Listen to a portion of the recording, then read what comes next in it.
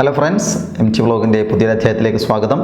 പരീക്ഷാകാലമായതുകൊണ്ട് വീണ്ടും കുട്ടികൾ ധാരാളം ആളുകൾ ആവശ്യപ്പെടുന്നതാണ് ഇനി ഒരു മാസമോ 1.5 മാസമോ ഉള്ളൂ നമ്മുടെ മുമ്പിൽ. എങ്ങനെയാണ് സാർ മുഴുവനായിട്ട് പഠിച്ചെടുക്കുക, പഠിക്കാനൊരു ടൈം ടേബിൾ എങ്ങനെയാണ് ഉണ്ടാക്കുക, ഏത് രീതിയിലാണ് അതിൻ്റെ ശാസ്ത്രീയ വശം എന്ത് എന്നൊക്കെ ധാരാളം കുട്ടികൾ ചോദിക്കുന്നു. അപ്പോൾ ഈ വീഡിയോ കാണുന്ന മുഴുവൻ കുട്ടികളും അതുപോലെ രക്ഷിതാക്കളും അധ്യാപകരൊക്കെ ഇത് പരമാവധി കുട്ടികളിൽ എത്തിക്കുക. SSLC, +2, കോളേജ് തലത്തിൽ പരീക്ഷ എഴുതുന്ന ഇനി ഏത് ക്ലാസ്സിലാണെങ്കിലും സീരിയസ് ആയിട്ട് പരീക്ഷയെ അപ്രോച്ച് ചെയ്യുന്നവർക്ക് 100% ഉപകാരപ്പെടുന്ന വളരെ പ്രധാനപ്പെട്ട എങ്ങനെ ടൈം ടേബിൾ ഉണ്ടാക്കാം എന്ന കാര്യത്തിലാണ് ഇന്ന് നമ്മൾ ചർച്ച ചെയ്യുന്നത്. എല്ലാവർക്കും വീഡിയോയിലേക്ക് സ്വാഗതം. നിങ്ങൾ ആദ്യമായിട്ടാണ് എൻ്റെ ഈ ചാനലിൽ നിന്നൊരു വീഡിയോ കാണുന്നതെങ്കിൽ വീഡിയോയുടെ തൊട്ട് താഴെ കാണുന്ന ചുവന്ന അക്ഷരത്തിലുള്ള സബ്സ്ക്രൈബ് ബട്ടൺ ക്ലിക്ക് ചെയ്യുക. തൊട്ടടുത്തൊരു ബെല്ലൈക്കൺ ഉണ്ടാകും, അതുകൂടെ ക്ലിക്ക് ചെയ്ത് കഴിഞ്ഞാൽ ഇത്തരം ധാരാളം വീഡിയോകൾ ഞാൻ അപ്ലോഡ് ചെയ്യുമ്പോൾ അപ്പോൾ തന്നെ നിങ്ങൾക്ക് നോട്ടിഫിക്കേഷൻ ലഭിക്കും. ഏതായാലും നമുക്ക് തുടങ്ങാം.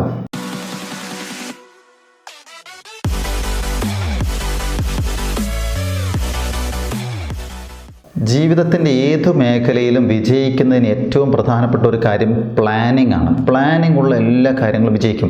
നിങ്ങളും ഞാനും പൊതുസമൂഹവും എല്ലാ വിഭാഗം ആളുകളും, ഏറ്റവും താഴെ തട്ടിൽ നമ്മൾ വിശ്വസിക്കുന്ന ആളുകൾ മുതൽ ഏറ്റവും ഉയർന്ന തലത്തിൽ നിൽക്കുന്ന ആളുകൾ വരെ എപ്പോഴും ജീവിതത്തിൽ പ്ലാനിംഗ് ഉണ്ടാവും. അപ്പോൾ നമ്മളൊരു ദിവസം രാവിലെ എഴുന്നേറ്റ് കഴിഞ്ഞാൽ അല്ലെങ്കിൽ രാവിലെ പുറത്തേക്ക് പോകുമ്പോൾ ടൗണിലേക്ക് പോകുമ്പോൾ നമ്മളിങ്ങനെ ആലോചിക്കും, പച്ചക്കറി കടയിൽ പോയിട്ട് അത് വാങ്ങിക്കണം, അപ്പുറം പോയിട്ട് സാധനങ്ങൾ വാങ്ങിക്കണം, ഓഫീസിൽ പോകണം, വില്ലേജ് ഓഫീസിൽ പോയിട്ട് ആ സർട്ടിഫിക്കറ്റ് അപ്ലൈ ചെയ്യണം, അക്ഷയ കേന്ദ്രത്തിൽ പോകണം. ഇങ്ങനെ കുറേ പ്ലാനിങ്ങോടുകൂടെ നമ്മളെപ്പോഴും ചെയ്യും. അല്ലാതെ ഒരു കാര്യം മാത്രം ചെയ്ത് വീട്ടിലെത്തിയതിന് ശേഷം അയ്യോ മറ്റേ കാര്യം മറന്നല്ലോ വീണ്ടും പോകുന്ന ഒരു രീതിയല്ല നമുക്കെല്ലാവർക്കും.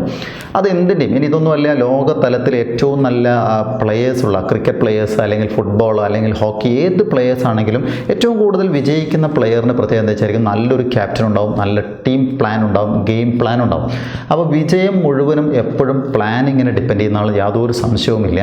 അപ്പോൾ അത്തരം പ്ലാനിങ് സത്യത്തിൽ മുതിർന്നവർക്കും എല്ലാ ഉദ്യോഗസ്ഥർക്കുണ്ട്, അധ്യാപകർക്കുണ്ട്, വീട്ടമ്മമാരുടെയൊക്കെ ഒരു പ്ലാനിങ് എന്ന് പറഞ്ഞാൽ വളരെ മനോഹരമായ പ്ലാനിങ് ആണ്. അവരോട് ചോദിച്ചു കഴിഞ്ഞാൽ അവർ 8 മണിക്കൊക്കെ എനിക്ക് പാത്രം കഴുകണം, 8:30 ആകുമ്പോഴേക്ക് എനിക്ക് മുറ്റം അടിക്കണം, 9 മണിക്കൊക്കെ ഇന്ന കാര്യം ചെയ്യണം, അങ്ങനെ ജോലിയൊന്നും ഇല്ലാത്ത അമ്മമാർ അങ്ങനെ തീരുമാനിക്കും. ജോലിയുള്ള അമ്മമാരാണെങ്കിൽ രാവിലെ 4 മണിക്ക് എഴുന്നേൽക്കുന്നു, 7 മണിക്ക് മുമ്പ് ഹസ്ബൻഡിനുള്ള ഭക്ഷണം ഉണ്ടാക്കണം, കുട്ടികൾക്കുള്ള ഭക്ഷണം ഉണ്ടാക്കണം, അങ്ങനെ ഓരോ കാര്യങ്ങൾ വളരെ പ്ലാൻഡ് ആയിരിക്കും. അത്തരം ടൈം ഷെഡ്യൂൾ ഇല്ലാത്ത കുടുംബത്തിലൊക്കെ എപ്പോഴും വഴക്കുമായിരിക്കും. അപ്പോൾ അതാരും ഉണ്ടാക്കി കൊടുത്തല്ല, ജീവിതത്തിൽ അവർ റൂട്ടീനായിട്ട് എടുത്താണ്. പക്ഷേ കുട്ടികളെ സംബന്ധിച്ചിടത്തോളം നമ്മുടെ സഹായത്തോടുകൂടെ, അധ്യാപകരുടെയോ രക്ഷിതാക്കളുടെയോ സഹായത്തോടുകൂടെ കുട്ടികൾക്കൊരു ഇതുപോലൊരു പ്ലാൻ ഉണ്ടാക്കി കൊടുക്കുകയാണെങ്കിൽ അവരുടെ ജീവിതം വിജയിക്കുന്ന ഉറപ്പാണ്. അങ്ങനെ ഉണ്ടാക്കുന്ന ടൈം ടേബിൾ എന്ന് പറഞ്ഞാൽ ഉടനെ കുട്ടികളും മുതിർന്നവരും വിചാരിക്കുന്നത് ടൈം ടേബിൾ എന്ന് പറഞ്ഞാൽ അത് പഠനത്തിനാണെന്നുള്ളതാണ്. ഞാൻ പറയാൻ പോകുന്നത് അങ്ങനെ പഠനത്തിനുള്ള ടൈം ടേബിളല്ല, ജീവിതത്തിനുള്ള ഒരു ടൈം ടേബിളിനെ കുറിച്ചാണ്.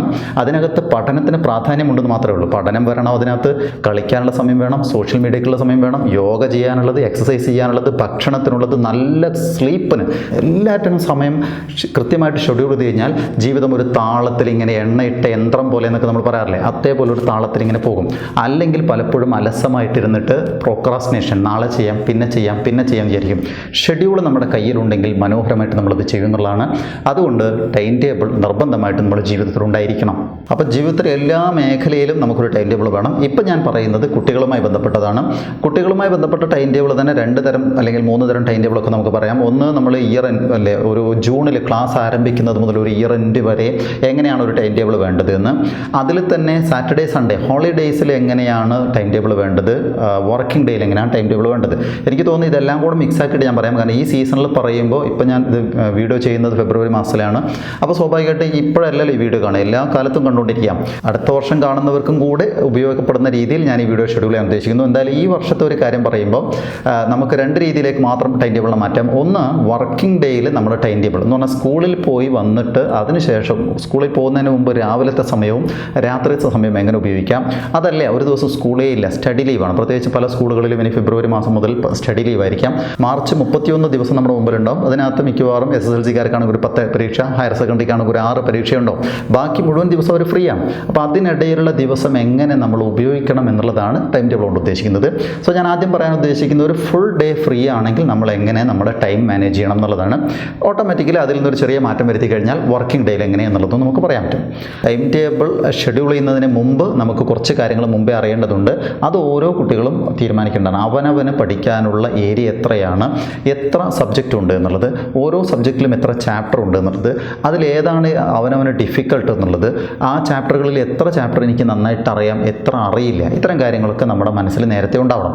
പ്രത്യേകിച്ച് ഇപ്പോൾ ഈ സീസണിലാണെങ്കിൽ മാർച്ചിൽ നടക്കുന്ന പരീക്ഷയ്ക്ക് മുമ്പ് എനിക്ക് എത്ര ചാപ്റ്റർ, ഫിസിക്സിൽ എത്ര ചാപ്റ്റർ, കെമിസ്ട്രിയിൽ എത്ര, എക്കണോമിക്സിൽ എത്ര എത്ര, സോഷ്യൽ സയൻസിൽ എത്ര, ഹിന്ദിയിൽ എത്ര, മലയാളത്തിൽ എത്ര ചാപ്റ്ററുകളുണ്ടെന്നും അതിന് എത്ര സമയം വേണമെന്നും ഏതാണ്ട് ഒരു ധാരണ നമുക്കുണ്ടാവണം.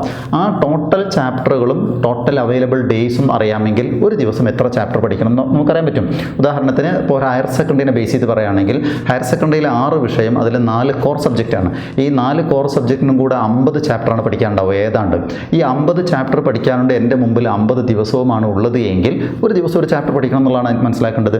അതല്ല എൻ്റെ മുമ്പിൽ 100 ചാപ്റ്ററുമുണ്ട് 50 ദിവസമാണെങ്കിൽ ഒരു ദിവസം 2 ചാപ്റ്റർ പഠിക്കണം.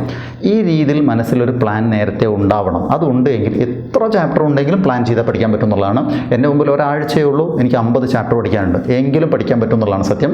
അതുകൊണ്ട് കുറഞ്ഞ സമയമല്ലേ എങ്ങനെ പഠിക്കാൻ പറ്റും എന്നും നമ്മൾ ചിന്തിക്കേണ്ട കാര്യമില്ല. ഉള്ള സമയം ഇഫക്റ്റീവായിട്ട് ഉപയോഗിക്കുക എന്നുള്ളതാണ് നമ്മൾ ചെയ്യേണ്ടത്.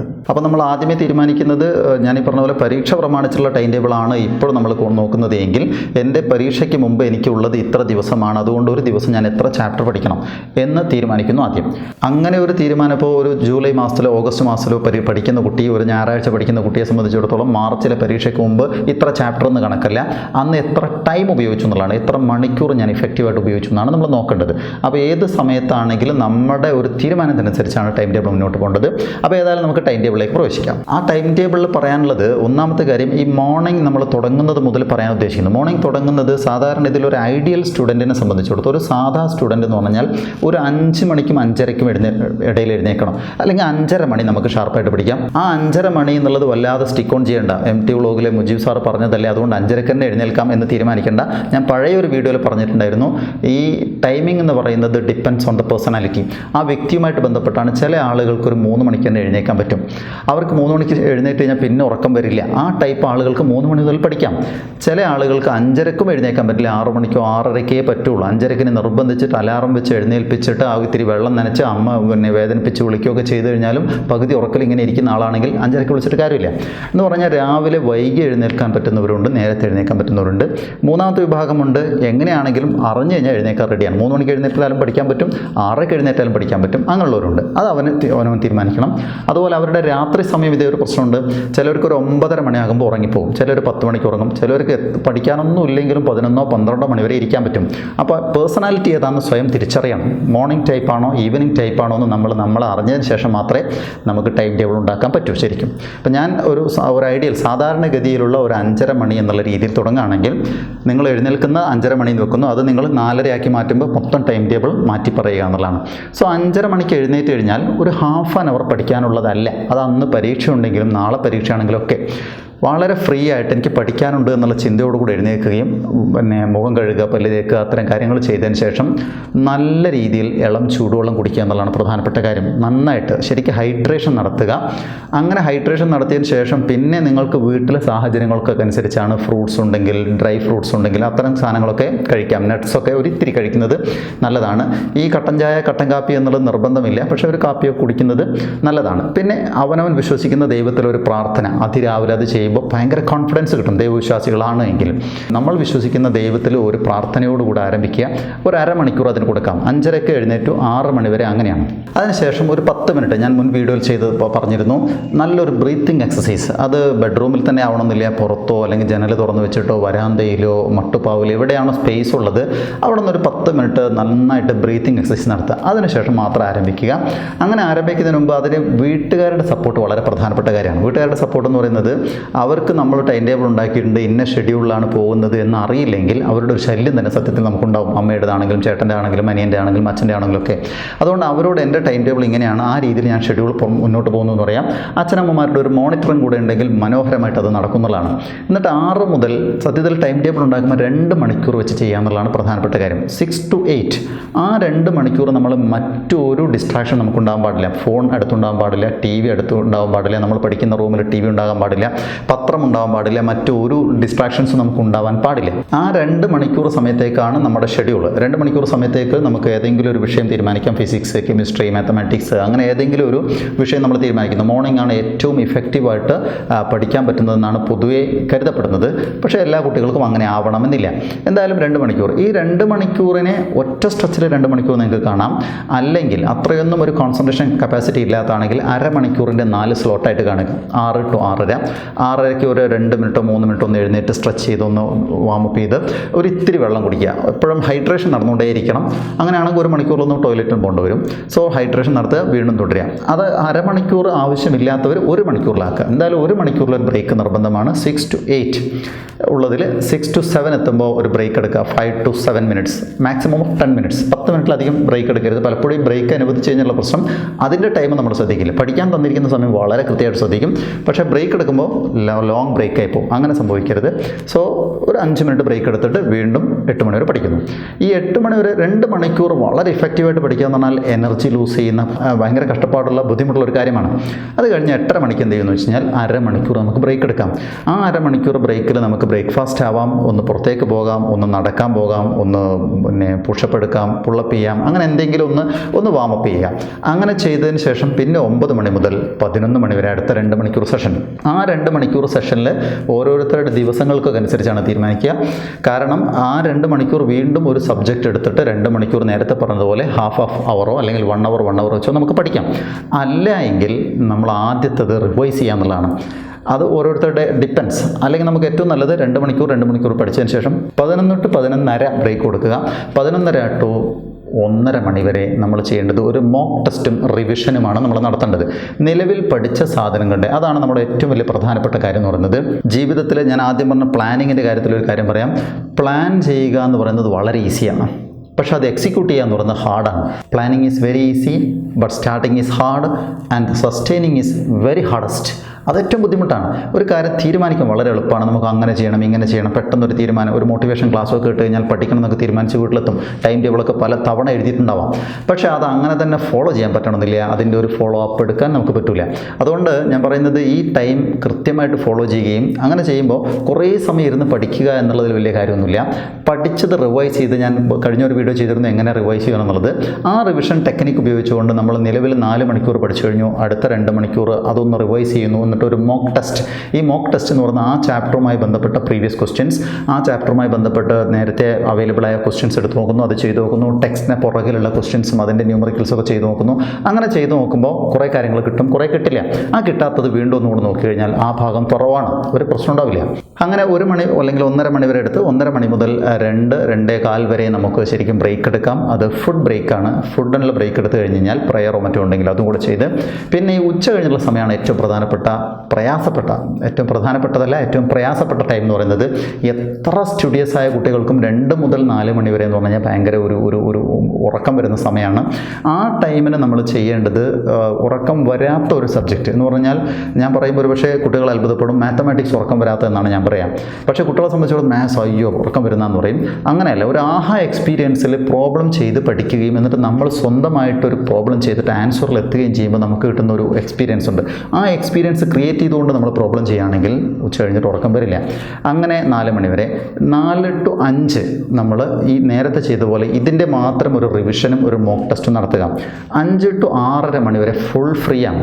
ആ ബ്രേക്ക് ടൈമാണ് നമ്മൾ ഏറ്റവും കൂടുതൽ എൻജോയ് ചെയ്യേണ്ടത്. ആ ടൈമിനല്ല പഠിക്കേണ്ടത്. ആ ടൈമിന് എൻജോയ് ചെയ്യാന്ന് പറഞ്ഞാൽ ഈ പറഞ്ഞ പോലെ നടക്കാൻ പോകാം, ആരെങ്കിലും ഫോൺ വിളിക്കുകയാണെങ്കിൽ ഫോൺ വിളിക്കാം, സോഷ്യൽ മീഡിയ അഡിക്റ്റ് ആണെങ്കിൽ ഒരു ഇത്തിരി നേരം വാട്സപ്പ് നോക്കാം, ഇത്തിരി നേരം ഫേസ്ബുക്കിൽ കയറി നോക്കാം, TV കാണേണ്ടവർക്ക് TV കാണാം, ന്യൂസ് കാണാം. അതിനെല്ലാറ്റിനുള്ള സമയമാണ് 1:30 മണിക്കൂർ. ആ 1:30 മണിക്കൂറിൽ ഇതെല്ലാം ചെയ്ത് കഴിയണം. അതേസമയത്ത് സോഷ്യൽ മീഡിയ അഡിക്ഷൻ്റെ പ്രശ്നം എന്ന് പറയുന്നത് ഒരു കാരണവശാലും വാട്സപ്പ് 5 മിനിറ്റ് ഉദ്ദേശിച്ച് കഴിഞ്ഞാൽ 5 മിനിറ്റിൽ നിൽക്കാറില്ല. ഫേസ്ബുക്ക് 10 മിനിറ്റ് വിചാരിച്ചാൽ 10 മിനിറ്റിൽ നിൽക്കാറില്ല. ഇൻസ്റ്റാഗ്രാമിൽ കയറി കഴിഞ്ഞാൽ പിന്നെ സ്റ്റോറി നോക്കി ഇങ്ങനെ പോകും. അതുകൊണ്ട് തന്നെ സോഷ്യൽ മീഡിയ വളരെ കൺട്രോൾഡ് ആയിരിക്കണം പരീക്ഷാ സീസണിൽ. ഇനി നമ്മുടെ ലാസ്റ്റ് സെഷനിലേക്ക് പോവുകയാണ്. എന്ന് പറഞ്ഞാൽ 6:30 മണി മുതൽ 8:30 മണി വരെ വീണ്ടും 2 മണിക്കൂറുള്ള ഒരു സ്ലോട്ടാണ്. ആ സ്ലോട്ടിനെ 2ആയിട്ട് ഡിവൈഡ് ചെയ്യാം. 6:30 to 7:30, 7:30 to 8:30. അതിനകത്തും ഞാൻ പറഞ്ഞ പോലെ ഒരു സബ്ജക്റ്റ് മാത്രം പഠിക്കുന്നു. 8:30 മുതൽ 9 മണി വരെ വീണ്ടും നമ്മുടെ ഫുഡ് ടൈമാണ്. അത് നമുക്ക് കുറച്ചുകൂടി ഇങ്ങോട്ടാക്കാൻ പറ്റുമെങ്കിൽ നല്ലതാണ്. 8-നും 8:30 കിടക്കും ഫുഡാക്കാൻ പറ്റുമെങ്കിൽ നല്ലതാണ്. ഫുഡിൻ്റെ സമയം വല്ലാതെ വൈകിപ്പിക്കാൻ പാടില്ല. അങ്ങനെ ഫുഡ് കഴിഞ്ഞ് അതിനുശേഷം 9 to 10 മണിക്ക് ലൈറ്റ് ഓഫ് എന്നുള്ള രീതിയിലാണ് നമ്മൾ ഈ ഷെഡ്യൂൾ ചെയ്യുന്നത്.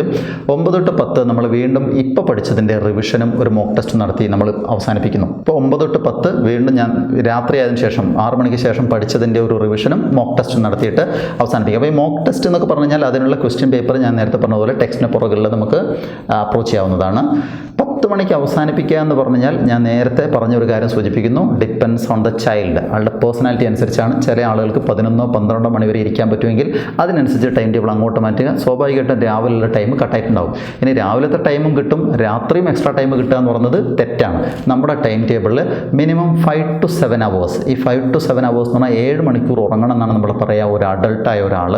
പക്ഷേ 7 മണിക്കൂർ എന്നുള്ള പരീക്ഷാ സീസൺ അല്ലെങ്കിൽ ഒരു എമർജൻസി കേസിലാണ് 6 മണിക്കൂർ ആയാൽ മതി. അതിനേക്കാൾ എമർജൻസി വരുമ്പോൾ 5 മണിക്കൂർ ആയാൽ മതി. 5 മണിക്കൂർ പക്ഷേ സൗണ്ട് സ്ലീപ്പ് ആയിരിക്കണം. 5-ൽ കുറയാൻ പാടില്ല. അപ്പം വളരെ വൈകി 12 മണി വരെ ഇരുന്ന് പഠിക്കുക, രാവിലെ 3 മണിക്ക് എഴുന്നേക്കുക എന്ന് പറഞ്ഞാൽ 5 മണിക്കൂർ ഉറക്ക് കിട്ടില്ല. അങ്ങനെ ഉറക്ക് കിട്ടിയില്ലെങ്കിൽ ബ്രെയിനിൻ്റെ ഫംഗ്ഷനിങ് മോശമാവും. അങ്ങനെ മോശമായി കഴിഞ്ഞാൽ ഓട്ടോമാറ്റിക്കലി നമ്മൾ ഈ അധ്വാനിച്ചത് വേസ്റ്റ് ആകും, മെമ്മറിയിൽ നിൽക്കില്ല. അതുകൊണ്ട് സൗണ്ട് സ്ലീപ്പ് വളരെ പ്രധാനപ്പെട്ടതാണ്. പക്ഷേ അത് ഓവർ സ്ലീപ്പ് വാങ്ങാവരുത്, കുറയാനും പാടില്ല. ഞാൻ മുമ്പ് പരീക്ഷാർത്ഥികൾ ചെയ്യാൻ പാടില്ലാത്ത കാര്യങ്ങൾ എന്ന് പറയുന്നതിൽ വളരെ വ്യക്തമായിട്ട് അത് പറഞ്ഞിട്ടുണ്ട്. ഉറക്കം കൂടാനും പാടില്ല, ഉറക്കം കുറയാനും പാടില്ല എന്നുള്ളത് നമ്മൾ ശ്രദ്ധിക്കേണ്ട കാര്യമാണ്. ഇതൊരു ബേസിക് ടൈം ടേബിളാണ്. ഇനി ഈ ടൈം ടേബിളിൽ നിങ്ങളുടേതായിരിക്കുന്ന രീതിയിൽ ആൾട്രേഷൻ ഓരോരുത്തർക്കും ഓരോ ടൈമിനനുസരിച്ച് മാറ്റണം. ഒരു കാര്യം ഉറപ്പാണ്, ഈ ടൈം ടേബിൾ നമ്മൾ എന്നും നോക്കാറുള്ള സ്ഥലത്താണ് ഏറ്റവും നല്ലത്. നമ്മൾ കണ്ണാടിയുടെ മുകളിൽ ഒട്ടിച്ചു വെക്കുക എന്നുള്ളതാണ് റൂമിലുള്ളത്. എങ്കിലേ ഇങ്ങനെ ഒരു ടൈം ടേബിൾ ഉണ്ടെന്ന് നമുക്ക് ഓർമ്മ വരുള്ളൂ. പലപ്പോഴും ടൈം ടേബിൾ ഉണ്ടാക്കിയിട്ട് അത് വേസ്റ്റ് ആയി പോകുന്നതിൻ്റെ കാര്യം അതാണ്. അല്ലെങ്കിൽ റൂമിൽ ഏറ്റവും കൂടുതൽ കാണുന്ന സ്ഥലത്ത്, ഒന്നിലധികം സ്ഥലത്താണെങ്കിൽ ഡൈനിങ് ടേബിൾ, അടുക്കളയിൽ, അങ്ങനെയുള്ള സ്ഥലങ്ങളിലൊക്കെ നമ്മൾ ഏറ്റവും കൂടുതൽ അപ്രോച്ച് ചെയ്യുന്ന സ്ഥലത്ത് ഈ ടൈം ടേബിൾ നല്ല കളർഫുൾ ആയിട്ട് ഉണ്ടാവുക എന്നുള്ളതാണ്. എങ്കിലും നമ്മൾ വെറുതെ ഫോൺ ഉപയോഗിച്ചുകൊണ്ടിരിക്കുമ്പോൾ ഇത് 9 മണിയാണോ, അയ്യോ 9 മണിക്ക് ഞാൻ പഠിക്കേണ്ട സമയമാണല്ലോ എന്ന് നമുക്ക് ഓർമ്മ വരും. ഇനി ഇതിൽ മാറ്റം വരുത്തേണ്ട സമയങ്ങൾ എന്ന് പറയുന്നത് വർക്കിംഗ് ഡേയിലാണെങ്കിൽ ഓട്ടോമാറ്റിക്കലി പകൽ സമയം നമുക്ക് കിട്ടില്ല. അപ്പോൾ വൈകുന്നേരം 6 മണി മുതലുള്ളതാണെങ്കിൽ ഓരോ മണിക്കൂറുള്ള സെഷൻസ് ആക്കി നമ്മൾ മാറ്റുക. രാവിലെ കിട്ടുന്ന അത്രയും സമയം നമ്മൾ ഉപയോഗിക്കുക. അതുപോലെ വീണ്ടും മാറ്റം വരുന്നത് പരീക്ഷ തുടങ്ങിക്കഴിഞ്ഞാൽ ഒരു പരീക്ഷ കഴിഞ്ഞ് അടുത്ത പരീക്ഷയ്ക്കിടയിൽ 2 ദിവസം ഗ്യാപ്പ്. അങ്ങനെയാണെങ്കിൽ ആ 2 ദിവസം മുഴുവനും ആ സബ്ജക്റ്റ് തന്നെയാണ് നമ്മൾ പഠിക്കേണ്ടത്. അതേസമയത്ത് ഫസ്റ്റ് പരീക്ഷ തുടങ്ങുന്നതിന് മുമ്പ് ഒരു 7 ദിവസം നമുക്ക് ബ്രേക്ക് തരുന്ന എത്തിക്കുള്ളൂ. 7 ദിവസവും ഫസ്റ്റ് പരീക്ഷയ്ക്ക് വേണ്ടിയിട്ടല്ല നമ്മൾ പഠിക്കേണ്ടത്. ആ 7 ദിവസത്തിന് നമ്മൾ മൊത്തം സബ്ജക്റ്റുകൾക്ക് വേണ്ടി ഡിവൈഡ് ചെയ്യുന്നു. അതിൽ ഈ സബ്ജക്റ്റ് ഫസ്റ്റ് സ്റ്റാർട്ട് ചെയ്യുന്ന സബ്ജക്റ്റിന് തലേ ദിവസം സമയം കൊടുക്കുക. ആദ്യം മറ്റ് സബ്ജക്റ്റുകളാണ് പഠിക്കേണ്ടത്. അങ്ങനെ ഷെഡ്യൂൾ ചെയ്ത് പഠിക്കുകയും അത് റിവിഷൻ നടത്തുകയും മെമ്മറൈസ് ചെയ്യുകയും ചെയ്ത് കഴിഞ്ഞാൽ ഉറപ്പാണ്. സോ വീഡിയോ അവസാനിപ്പിക്കുന്നതിന് മുമ്പ് എനിക്ക് പറയാനുള്ള കാര്യം ഇതാണ്, നിങ്ങൾ റിവിഷനാണ് പ്രധാനം, പഠനമല്ല പ്രധാനം. പഠിക്കുക എന്നുള്ളത് ഒരു തവണയോ 2 തവണ വായിച്ചൊന്ന് നോക്കിയാൽ കിട്ടും. പക്ഷേ അത് നമ്മൾ പിന്നീട് നോക്കുന്നില്ല. അടുത്ത വിഷയം അടുത്ത ചാപ്റ്റർ അങ്ങനെ പോയി കഴിഞ്ഞാൽ ആദ്യം പഠിച്ചത് മറന്നു പോകും. അതുകൊണ്ട് ആദ്യം പഠിച്ചതിനെ റിവൈസ് ചെയ്യാനുള്ള സമയമാണ് നമ്മൾ കണ്ടെത്തേണ്ടത്. ആ ഒരൊറ്റ ടെക്നിക്ക് ഉപയോഗിച്ചാൽ തന്നെ വിജയം ഉറപ്പാണ്, ഹൈ മാർക്ക് കിട്ടുന്നുള്ളതാണ്. എല്ലാവർക്കും വിജയാശംസകൾ നേരുന്നു. നിങ്ങൾ ആദ്യമായിട്ട് കാണുകയാണെങ്കിൽ സബ്സ്ക്രൈബ് ചെയ്യാൻ മറക്കണ്ട. എൻ്റെ വാട്സപ്പ് ഗ്രൂപ്പ് ഉണ്ട്, ആ ഗ്രൂപ്പിൽ ജോയിൻ ചെയ്യണമെങ്കിൽ അതിൻ്റെ ലിങ്ക് ഞാൻ ഡിസ്ക്രിപ്ഷനിൽ തന്നിട്ടുണ്ട്. നിങ്ങൾ അതിൽ ക്ലിക്ക് ചെയ്തിട്ട് നിങ്ങൾക്ക് ജോയിൻ ചെയ്യാവുന്നതാണ്. എൻ്റെ വീഡിയോകളുടെ ലിങ്ക് നിങ്ങൾക്ക് ലഭിക്കുന്നതായിരിക്കും. മറ്റൊരു വീഡിയോയിൽ വീണ്ടും കാണാം. അതുവരേക്കും നിർത്തുന്നു. സ്നേഹപൂർവ്വം ഞാൻ മുജീബ്, MTVlog.